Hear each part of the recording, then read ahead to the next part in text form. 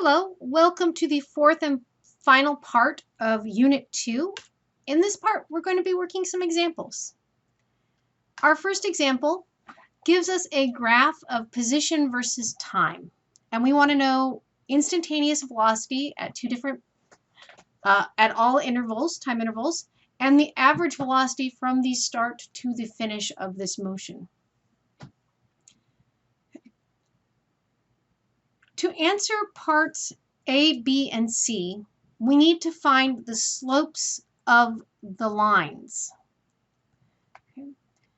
We can do this because the position is changing at a constant rate, and therefore we can let the average velocity equal the instantaneous velocity. So for part A, velocity will be, let's see, our final position is 4 meters. Our initial position is 0 meters. 2 seconds, 0 seconds. That is a velocity of 2 meters per second. I should say positive 2 meters per second. For part B, the instantaneous velocity is 0 because the slope is because the line segment has no slope.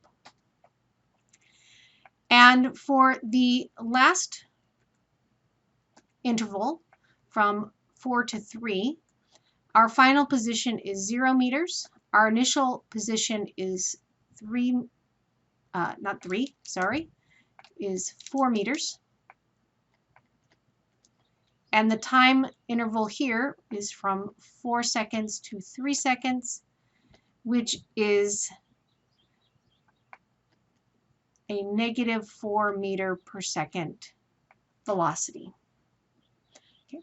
Notice that part A had a positive instantaneous velocity or positive average velocity. Either way works since the velocities over each time interval is constant.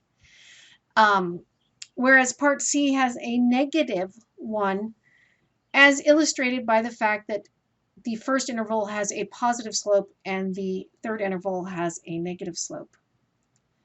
To find the average velocity for this, I need to look at the total motion, so the change in position over the total time interval. Our final position is 0 meters. Our initial position is 0 meters. Final time is 4 seconds. Initial time is 0 seconds. That gives us an average velocity for this entire motion of 0 meters per second. This is a round trip motion. We're starting and stopping at the same location. For the second example, we are given the velocity,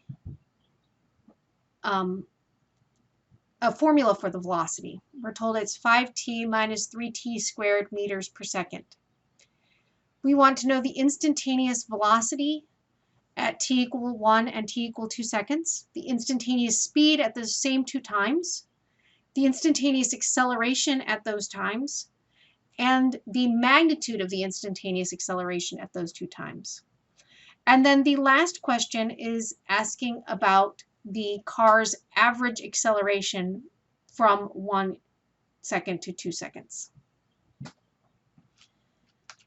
So I'm going to begin by rewriting the formula that was given on the question slide. So velocity was 5t minus 3t squared meters per second. I'm also going to, while I'm here, calculate the formula for the acceleration, which is the derivative of the velocity. When I take the derivative of a polynomial, I do each term individually. The derivative of 5t is just 5. The derivative of 3t squared will be minus 6t, and the units change to meters per second squared. Part A wanted to know the velocity at t equals 1 and t equals 2. To find the instantaneous velocity at a particular time, I plug in the value. So the velocity at t equals 1 will be 5 times 1, minus 3 times 1 squared meters per second. And that works out to be 2 meters per second. Similarly, at t equals 2 seconds, I have 5 times 2 minus 3 times 2 squared meters per second. And that works out to be negative 2 meters per second. Part B wanted to know the instantaneous speed at 1 and 2 seconds. The instantaneous speed equals the magnitude of the instantaneous velocity. Okay. So the speed at t equals 1 second will be 2 meters per second. And the speed at t equals 2 seconds will also be 2 meters per second. Remember, speed does not have a direction, therefore it does not have a sign. If I wanted to be really, really good, instead of having an implied positive sign, I would put in the positive sign on my velocity to indicate that this quantity does have a direction associated with it. Part C wants to know the instantaneous acceleration at these two times.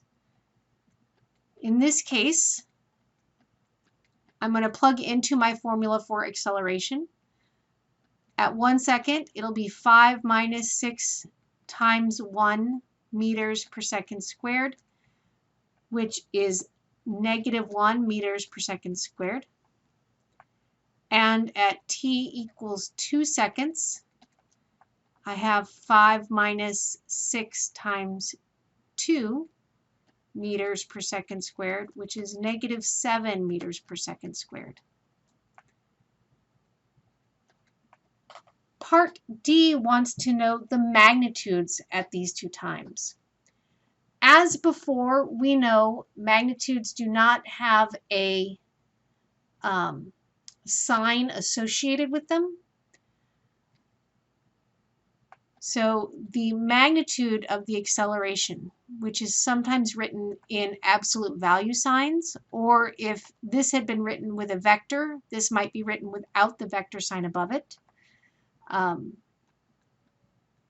t equals 1, it will be 1 meters per second squared. And at t equal 2 seconds, it will equal 7 meters per second squared. The last part of this question wants to know the average acceleration. To find the average acceleration, I do a change in velocity over a time interval. So this would be the instantaneous velocity at t equals 2 seconds minus the velocity at t equal 1 second divided by 2 seconds minus 1 second. As I found on the part A, the velocity at t equal 2 seconds was minus 2 meters per second. I'm then going to subtract off the velocity at t equals 1, which was a positive 2 meters per second, and divide by 2 seconds minus 1 second, which is 1.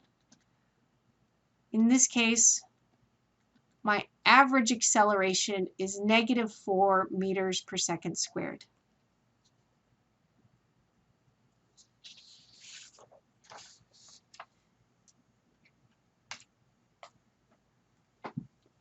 For the last question, we're given a scenario where we have a car traveling on the interstate.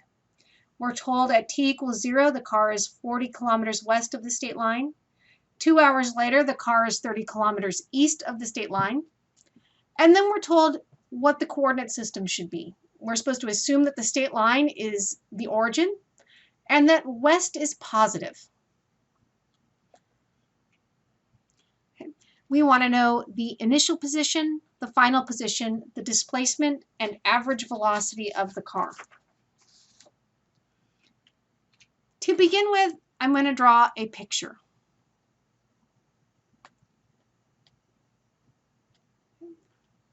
Because west is typically to the left and east is to the right, That's what I'm going to do.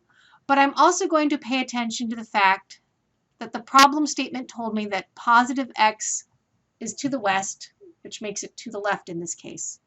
That makes east the negative x direction. I'm going to make this dotted line the state line, and that is where I was told to put my origin. I can now put in my initial and final positions. I'm told that I start at 40 kilometers west of the state line, and my final position is 30 kilometers east of the state line.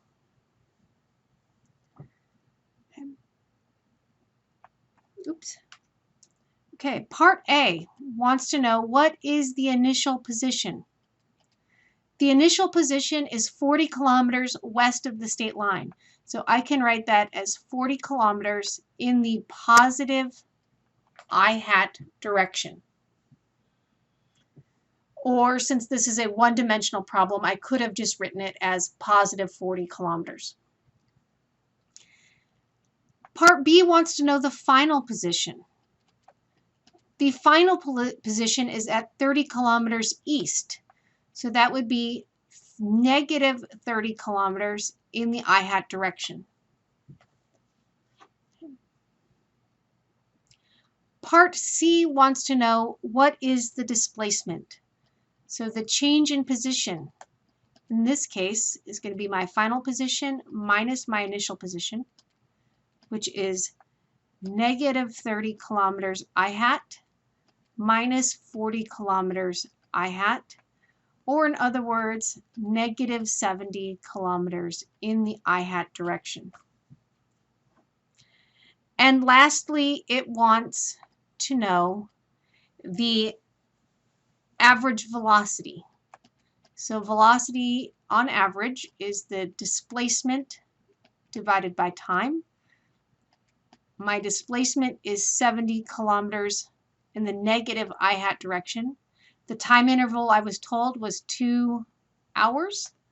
So my average velocity is 35 kilometers per hour in the negative I hat direction. Or I can interpret it as 35 kilometers per hour east.